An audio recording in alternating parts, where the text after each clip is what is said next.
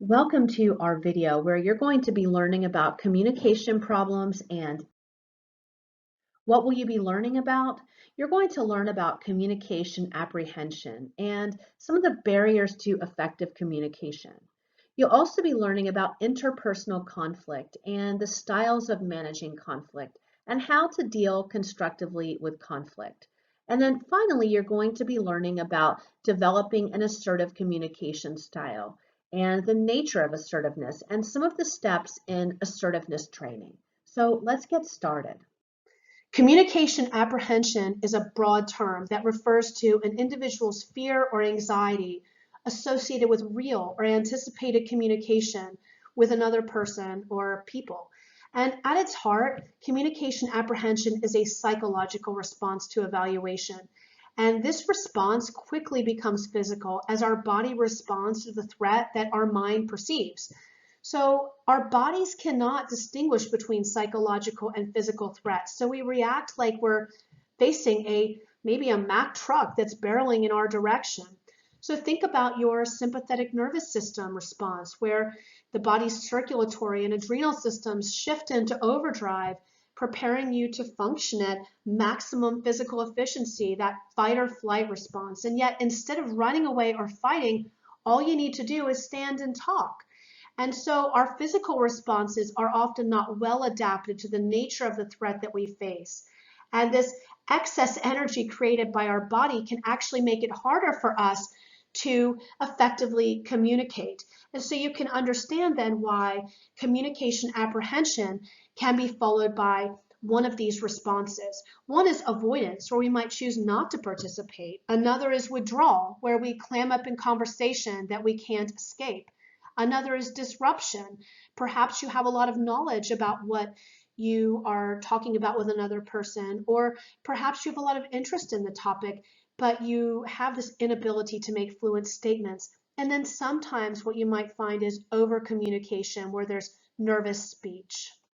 I want to point out that even if you have communication apprehension, you can use that energy that's released by these physiological reactions to create a stage presence and to create an animation as you're talking to other people.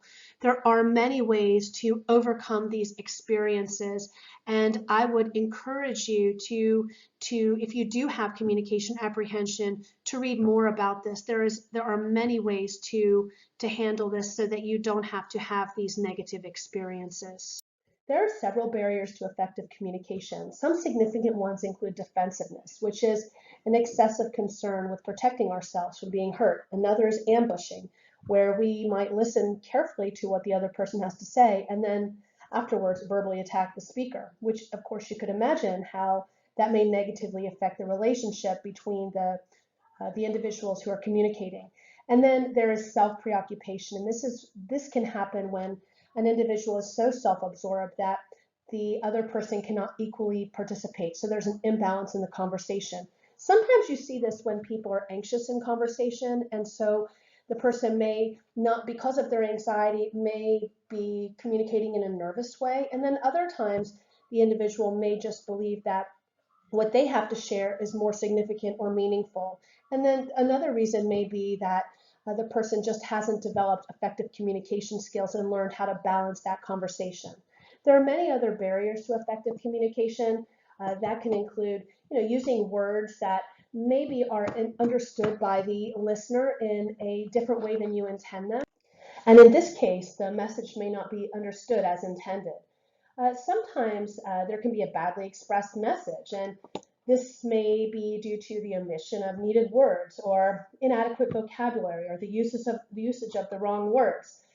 Of course, sometimes using technical jargon can be an issue. And then sometimes, as we talked about with body language, an individual may wrongly perceive what a person is communicating if there's no match between what is said and what is expressed in body movements. Sometimes premature evaluation can affect interpretation of the message, where the person has preconceived notions against the communication, and the person may then evaluate the meaning of the message before the sender completes the message. Of course, there's also lack of attention.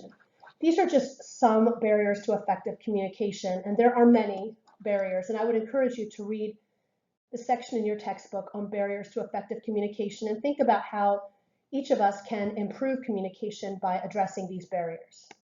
Let's take a moment to review conflict. Many of us may avoid conflict for a variety of reasons. Sometimes the reason we avoid conflict is because we overall may believe that any kind of conflict is bad. And it may have been a negative experience for us in the past. Sometimes we may fear it because it's negatively affected our state of well-being. It may have negatively affected sleep.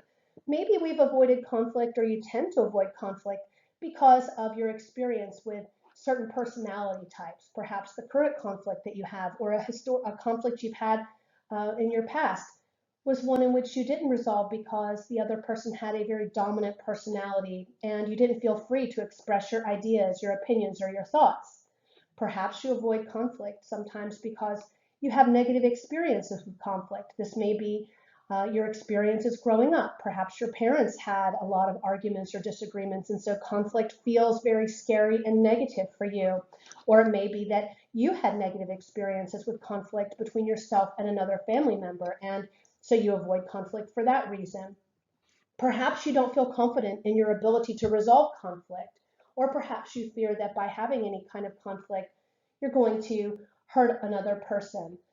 Perhaps you're not really clear about what you think. That's another reason that people may avoid conflict. They may not be clear about what they think or about the values that are related to the issue that is, or perhaps you've avoided conflict because you've had the experience of realizing how sometimes conflict can really be mentally and physically exhausting. Inevitably, avoiding conflict is usually counterproductive, and this can lead to a self-perpetuating cycle. So it really is better for us to each confront conflicts constructively so that issues can be aired and resolved. These conflicts that you may have had in your life may have been with a significant other, perhaps in the workplace, perhaps between you and another family member. There are certainly a variety of contexts within which we have conflicts. Regardless of the context, you can see the cycle that can develop where we may believe that conflict is bad. And so because we have this belief, we may get nervous about the conflict that we are experiencing. And so we may avoid it as long as possible. And then the conflict may get out of control and we need to confront it. And then because it's gotten out of control and we do need to confront it, we may not handle it very well. And then this reinforces our thinking that conflict is bad. So you can see how this cycle can continue. We each have different ways of managing conflict. Much of this is based on our learning history. There are two dimensions that underlie how we manage conflict. First is our concern for self, and then the other is our concern for others. One approach to conflict is avoiding and withdrawing. This is where we have a low concern for ourselves and others. Another is accommodating, where we have a low concern for ourselves and a high concern for others. The next is competing, where we have a high concern for self and a low concern for others. And then compromising, where we have a moderate concern for ourselves and others. And then finally, we have collaborating, and this is where we have a high concern for ourselves and for others. And while compromising simply involves splitting the difference, collaborating involves finding a solution that is maximally satisfying for both parties. For those of you who are more visual learners, you can see a diagram in your textbook that shows you where on each of the X and Y axis, concern for others and concern for self, these different approaches to conflict lie. Responsibility for our own feelings, that, it might be that you state something like, I feel really sad when you do this, instead of you make me sad. So the person is really, in this instance, what they're doing is they are saying, I am experiencing these feelings, and it's in this situation rather than you are making me feel this way. And it's also important to use an assertive communication style. Overall, it's very important when we're wanting to resolve conflict that we are calm and that we are mindful. As you've learned about communication and as you've learned about some of the other concepts in earlier chapters, you know how important mindful thinking is rather than automatic processing and automatic responses are. Mindful processing and really thinking through what we want to say to another person can lead to much more effective and positive resolutions. Also, when we are mindful, we're not likely to be in that heightened state of sympathetic nervous system arousal. So it is important that we are calm. And I think that we also need to think about different strategies that we can use if we are in a state of conflict to leave that conflict situation and then return when we are in a more calm or relaxed state. So this might include, stating things like, let me just take a moment to think this through, or I need to just go for a walk and then I want to come back and talk about this, or just being really open and saying, I'm really upset right now. I need to take a few moments to think about this, or I need to take a few hours or a couple of days to think about this, and then let's talk about this later, and then follow through with this. An important component of effective communication is that you're assertive. And for many, speaking up for oneself is easier said than done. And while it may be uncomfortable, assertiveness is a communication style that's linked to a wide range of positive outcomes across multiple settings. So what is assertive communication? This is the ability to speak and interact in a manner that considers and respects the rights and opinions of others while also standing up for your rights, needs, and personal boundaries. It's an effective and non-confrontational way of expressing your disagreement with a particular situation or subject.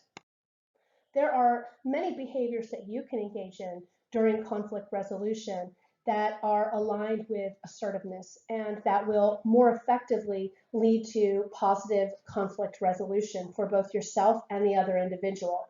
So in our culture, we talked about eye contact and how this is important and an indicator of self-confidence, and it's very positive in communication. So direct eye contact shows the speaker is strong and is not intimidated. Also having an assertive stance or a posture where there's the right balance of strength and casualness. So if you're standing really rigid, you might come across as aggressive, whereas of course stooping might be perceived as weak. Also, another indicator of assertiveness is the tone of voice that you use. Raising one's voice shows aggression and is likely to be met back with anger. But a strong voice conveys assertiveness. A strong voice does not mean volume. This just means clarity in how you're communicating. Also, facial expressions. So when you're communicating in an assertive way, you're going to have facial expressions that are neither angry nor anxious. This will help you to send the right message. Timing is also important in assertive communication. So, for example, making a request from your boyfriend or girlfriend in the middle of, maybe you're out with friends and you're asking them to do something that perhaps was related, that you may have had a disagreement about before, is not the most ideal time to do that. So timing is important. Also, using non-threatening, non-blaming language. So instead of, of course, if you continue to do that, you'll be sorry. That's very threatening and not assertive. It's important also with assertiveness that you're clear. So can you please not be that way is really vague. Instead, you might say, can you please not talk? Can you please not walk away when we're talking? And this more clearly conveys your needs. It's also important when being assertive to use positive language. And so, using a negative request with a roommate, let's say, like, will you stop leaving your papers all over the house, is much less effective than a positive request. So a positive request might be, here's a divider I've set up, and can you put your papers in here? Or I'll help you put your papers in here. And then finally, it's important when we're being assertive to use language without criticism of ourselves or others. So we don't want to use phrases like, I know I'm overly sensitive, but could you please not use that word? What you're doing is placing the responsibility on yourself. Or didn't anyone ever teach you manners? That's rather critical than it is assertive. So we want to be cautious and thoughtful about the language that we use. Assertiveness skills can be developed through assertiveness training, and you can think of a variety of contexts within which this can be very beneficial. Of course, individually, this can be beneficial, or we can think also about children who are dealing with bullies, and there are certain programs like problem-based learning that have been implemented in school settings where children learn to be assertive so that they can, reduce the experience of being called names and be, less often be the victim of rumors that are spread. And this type of this approach, this assertiveness training that has been used with children, has been found to increase problem-solving skills. And it's also useful for other kids who maybe are bullying it's an opportunity for them to learn that bullying behaviors are not acceptable. So for example, children with assertiveness problem-solving skills are better able to stick up for a targeted child, to invite him or her to participate in their activities and to tell a teacher what's going on. You might also think about other fields, for example, in the field of nursing. And in some instances, nurses have reported that being assertive has not been encouraged in their workplace. And this can, of course, lead to feelings of dissatisfaction and low self-worth among people in hospitals who experience this. So assertive communication is crucial for nurses when they're working in a high-stress environment where there's effective teamwork that is needed. So assertive communication among nurses and other health professionals who may not feel that they can be as assertive as they would like in the workplace can promote more effective decision making. It also allows them to learn how to speak in a mutually respectful way and to communicate with confidence, warmth, and firmness. I want to end this by encouraging you to think about the differences between being assertive and being aggressive. Sometimes people will confuse assertive communication with that which is aggressive, and there are important distinctions between these two different ways of communicating.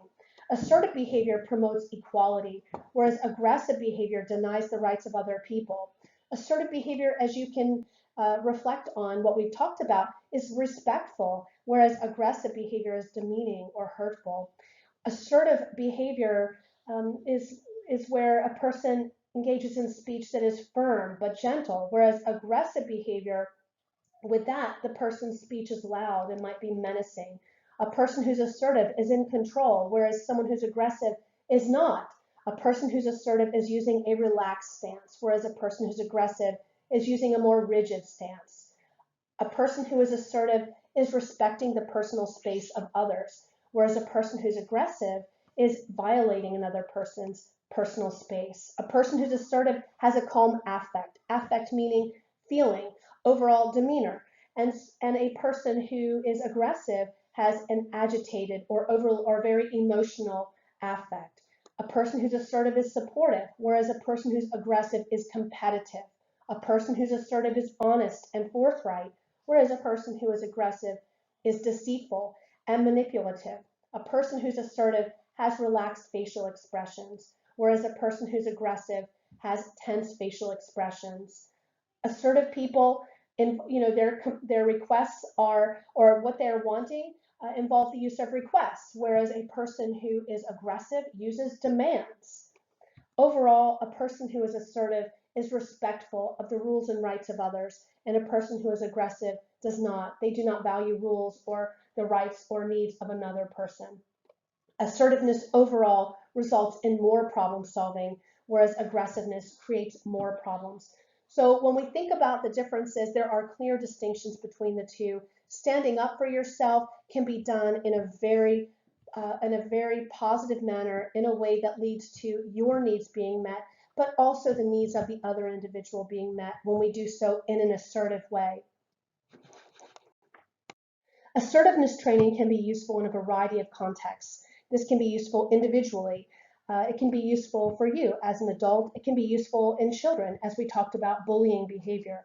It can also be useful in a variety of workplace contexts. I talked about nursing. Think about the different levels of nurses and the hierarchy that exists within the nursing profession, and why some individuals within that hierarchy might not feel that they can be as assertive as they would like based upon their own individual or unique workplace culture. You can think about a variety of other contexts as well. Again, people often have a challenge distinguishing between assertiveness and aggressiveness. And there is a definite distinction between the two, as we talked about a moment ago. Please take a look in your textbook at the steps that are involved in assertiveness training. And I would encourage you as well to go online and to read more about assertiveness and assertiveness training. There are multiple great resources out there. Of course, you want to check the reliability of the resources that you are getting. But again, there are many out there. Let's now take just a few minutes for you to reflect on what you've learned and to test yourself. So the questions that I'm going to ask you are based on what you've learned in these videos and from your readings in your textbook. So let's get started. Nonverbal cues are most informative when they are accompanied by verbal messages that are relatively ambiguous, in a familiar context, multi-channeled, or contradictory. And remember, as we go through these items, if you're not sure of an answer, I'd encourage you to go back and look at your textbook or to look at your notes. If you selected in a familiar context, you're right. The context is very important as we try to interpret the nonverbal cues that we're receiving from another person. Here's another one. A polygraph machine does not measure which of the following. Is it skin conductance, blood pressure, respiration, or neural activity? If you selected neural activity, you're right. Remember, researchers are interested and are currently studying what's happening in our brains when we're being deceitful, but that's not something that a polygraph machine is measuring. An instrument that's typically used to conduct polygraph tests, as you've learned, it consists of a physiological recorder that's assessing what we could call autonomic arousal. So it's looking at things like changes in your heart rate and your blood pressure, respiration, and skin conductivity. And most examiners today are actually using computerized recording systems, but they're still not using or analyzing neural activity. And so what they're doing though with these computerized machines is they're able to measure the rate and the depth of breathing. So there are actually parts of the polygraph machine that are the equipment is wrapped around a person's chest. It's actually called a pneumograph, and it's able to measure how fast a person's breathing and the depth of their breathing. A person's cardiovascular activity is measured by a blood pressure cuff, and then skin conductivity, and maybe you know this as the galvanic skin response, is measured through electrodes that are attached to a person's fingertips. So keep in mind that polygraph tests or lie detector tests, we might even think of them as like a cultural icon. Most of us have seen them in popular crime dramas or even comedies and advertisements. But we need to keep in mind that this idea that we can detect a person's whether a person's being dishonest or not based upon these psychophysiological changes is really more of a myth than a reality. And even if we think about the term lie detector, we may want to instead think about a polygraph or lie detector machine as inferring deception through the analysis of physiological responses. I think overall we want to keep in mind from what you've learned and what you've read that the accuracy, in other words, the validity of a polygraph test has been controversial for many years. And there's an underlying problem that's theoretical, that there's no evidence that any pattern of physiological reactions is unique to deception. And an honest person may be nervous when they're answering truthfully, and then a dishonest person may be a non-anxious person. And I think it's important to note too that there are some studies that have validated the use of polygraph procedures, but at the same rate though, in real world situations that are outside of those studies, it can be very difficult to know absolutely or with certainty whether someone is being dishonest or not. Here's our next one. Voluntarily sharing personal information in conversation is referred to as empathy, clarification, self-disclosure, or self-actualization. If you selected self-disclosure, you're right. Be sure to read about self-disclosure and the benefits of self-disclosure.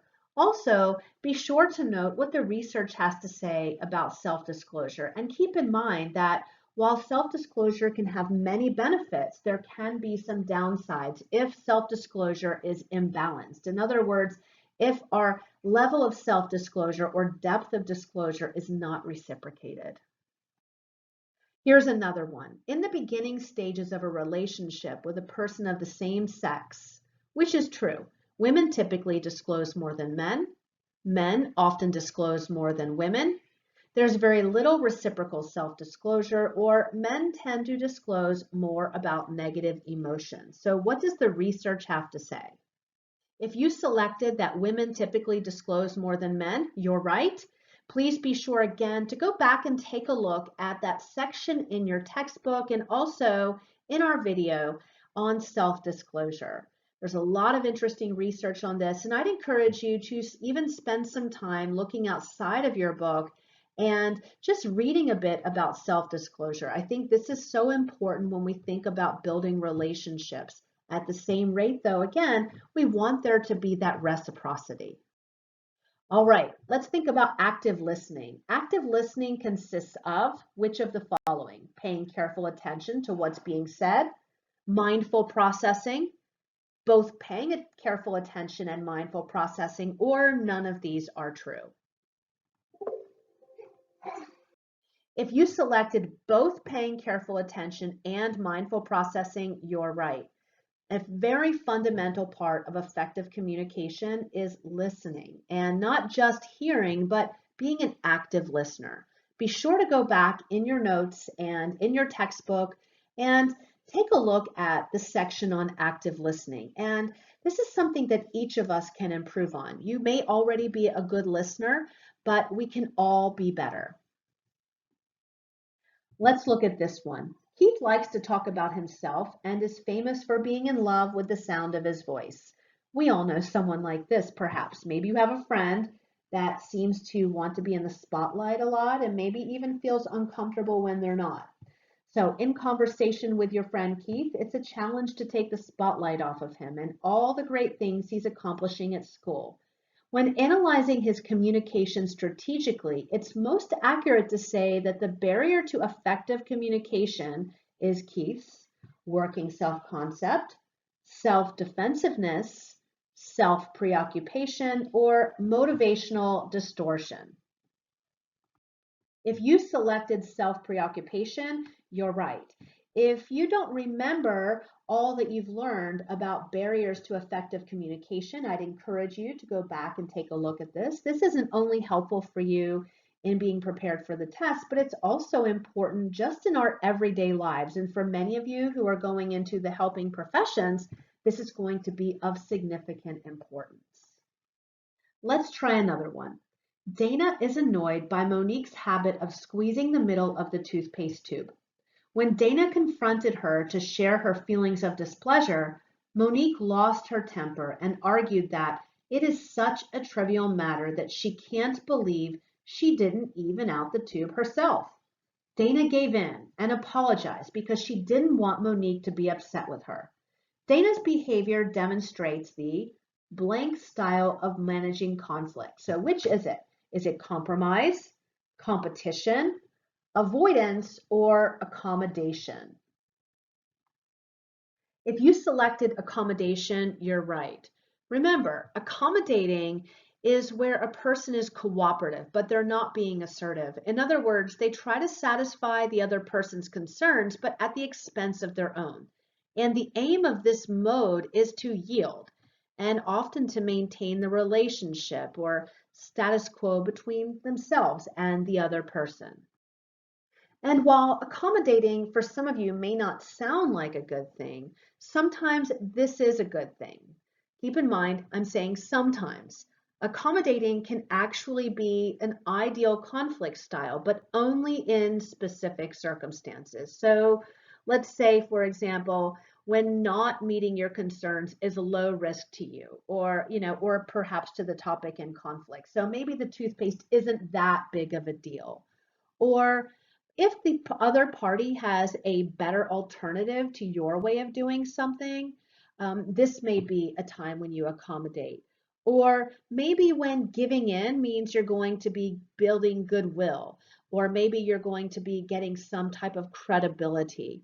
And, this might be if you're working on a project together, for example. Maybe if, let's say that outside of this, maybe Dana and Monique are working on a project. And if she were to do the same thing, it might be also beneficial. But remember, if it's something that one party is really wanting, if there's something that person's wanting and they're giving up something that's very important to themselves, this may not be the best style of conflict management. Others at one's own expense. And blank communication involves getting what one wants at the expense of others' rights or feelings. Are we talking about assertive and aggressive, submissive and assertive, submissive and aggressive, or aggressive and assertive?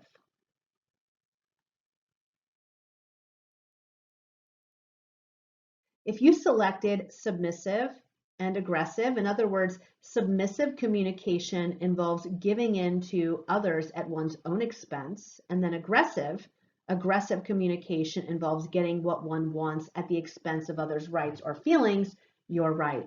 And if you'll remember, in the very first part of this video series, where you had the myth or reality questions, you were asked to decide whether you thought being aggressive and assertive in communicating were the same thing, or are they very different?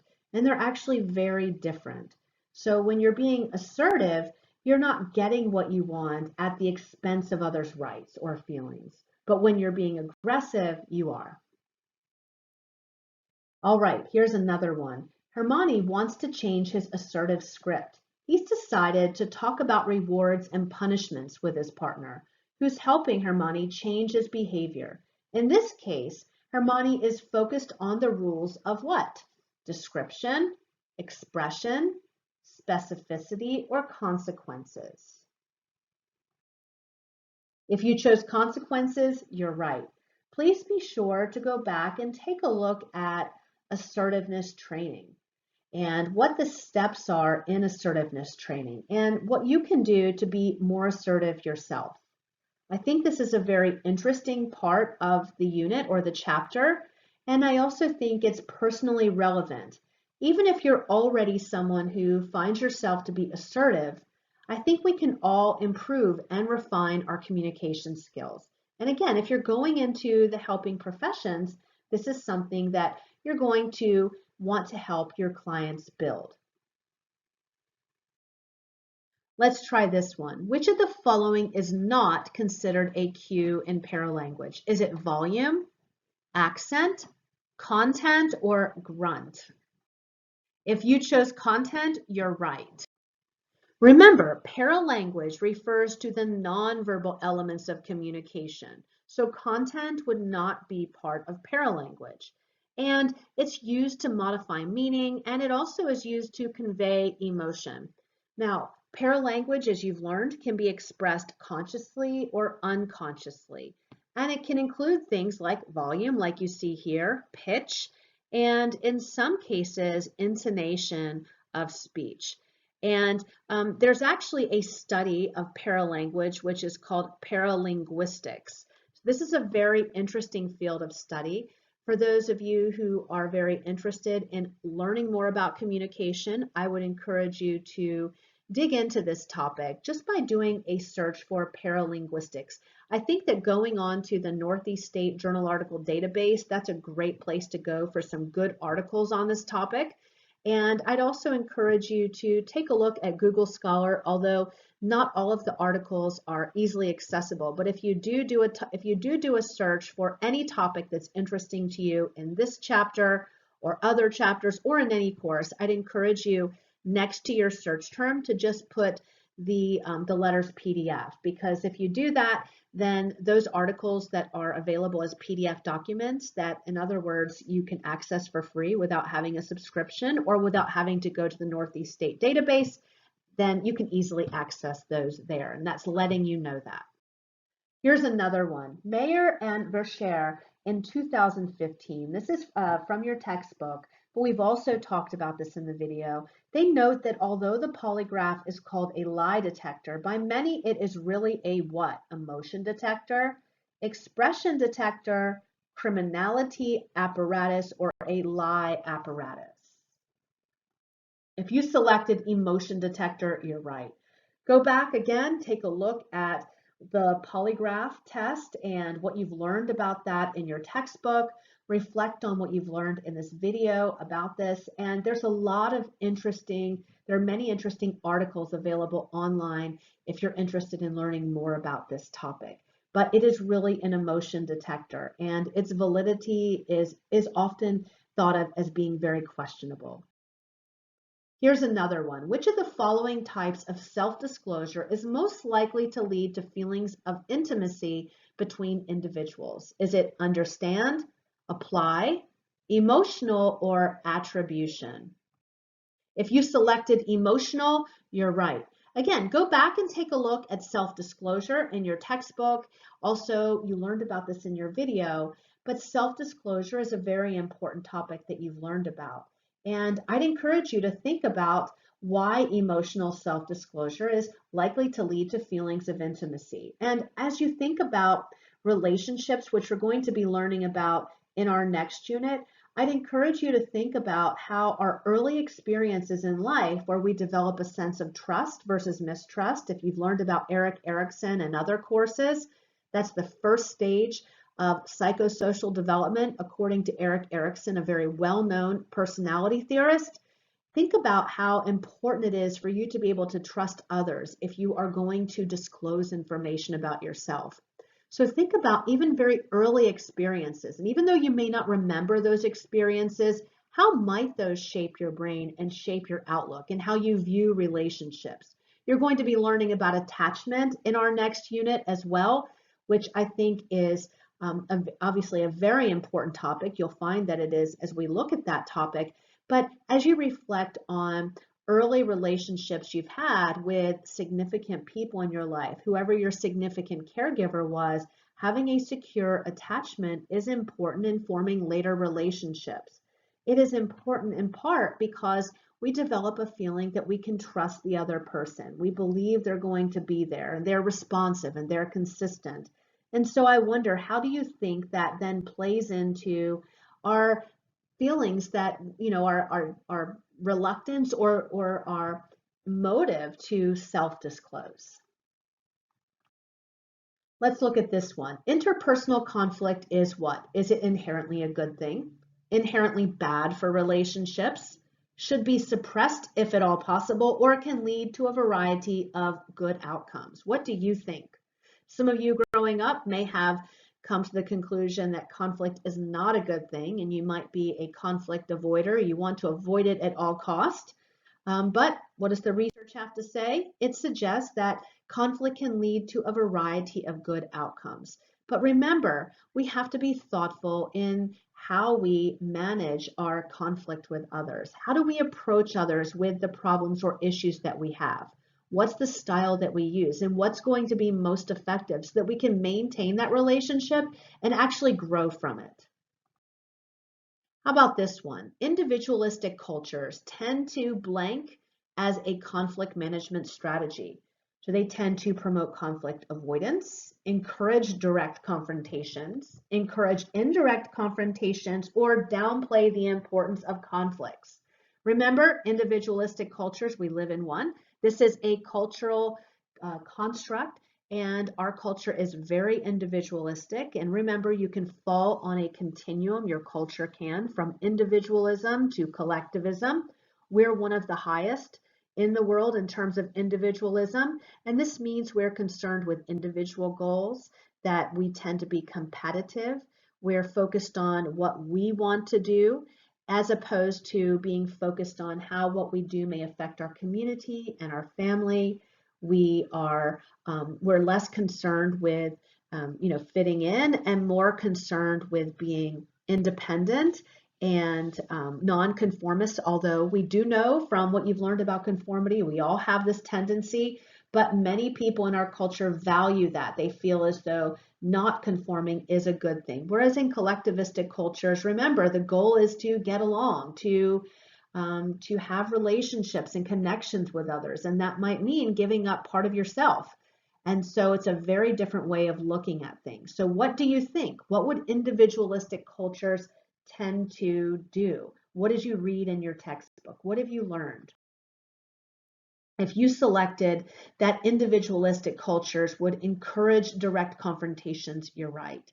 Remember, this would not be seen as being very risky because ultimately it's about what you want if you're in an individualistic culture and not what's necessarily best for the group, for the family, or for the community.